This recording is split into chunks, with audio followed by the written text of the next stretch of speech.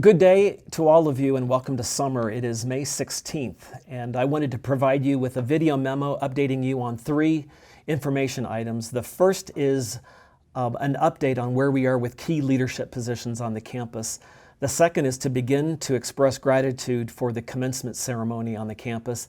And then finally to close out with an update from our Board of Governors meeting. So I'd like to begin with key leadership positions on the campus. As you know, we have recently made three announcements for key leaders. The first is Chris Milliken is the new Executive Director for IT. The second was Juanita Pena, who is the new Director for Business Financial Services and our Controller. And the third that was announced a couple of weeks ago was Tanya Baird, who will be serving as our new Registrar. Those are three very strong leads, and we're going to be adding a fourth, and that is a new search for our Director for Human Resources. That search started on May 1st. We are doing a national search, and Michelle Jurdy is going to be leading a search committee of 7, including herself. The search committee members include Sean Blair, Susan Benish, Trish Pocious, Juan Morales, Damian Caprita, and Nikki Whitaker. And again, their charge is to provide me with a candidate on or before July 15th, so that before the beginning of the school year, we have a new director for HR to kind of round out that leadership team that we've been building. So I wanted to provide you with an update on that.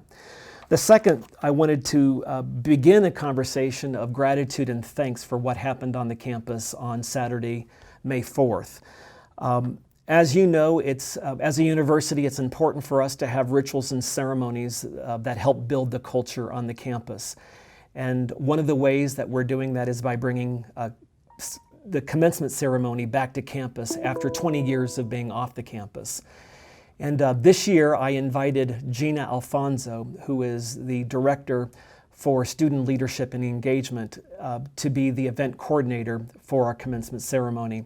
She accepted my invitation, and her charge was to create an all-employee event where we would celebrate our students and their family members in the commencement, but we would also celebrate each other in the work that we have done that results in a student being able to graduate on the campus.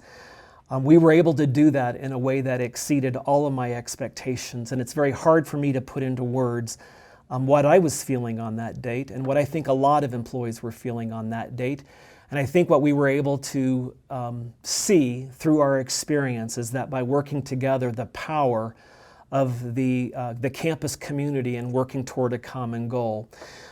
So we celebrated collectively, we celebrated over 750 students graduating from this institution, and collectively over 5,000 family and friends who were on the campus on a very beautiful Saturday, helping us bring to close the lives of 750 of our graduates who are moving on to do great things. So I want to thank Gina Alfonso. She has a team of 71 leads that she was working with and all the employees. And again, this video today is the beginning of a process of thanking a number of different individuals.